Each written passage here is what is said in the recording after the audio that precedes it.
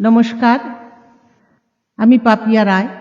আমি কবিগুরু রবীন্দ্রনাথ ঠাকুরের হারিয়ে যাওয়া কবিতাটি আবৃত্তি করছি। ছোট্ট আমার মেয়ে সঙ্গিনীদের ডাক শুনতে পেয়ে সিঁড়ি দিয়ে নিচের তলায় যাচ্ছিল সে নেমে।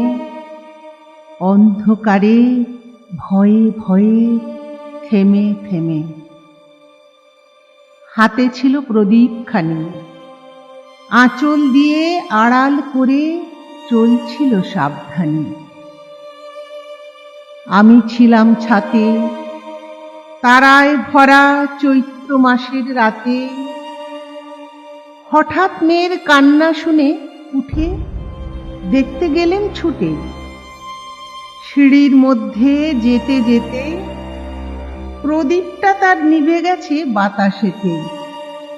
শুধায় তারে, কি হয়েছে বামি? সে কেঁদে কয় নিচে থেকে, হারিয়ে গেছি আমি। তারায় ভরা চৈত্র মাসের রাতে ফিরে গিয়ে ছাতে মনে হলো আকাশ পানে চেয়ে আমার বামির মতোই যেন অমনিকে এক মেয়ে নীলাম্বরের আঁচল খানি ঘিরে দীপ শিখাটি জ্বালিয়ে একা চলছে ধীরে ধীরে।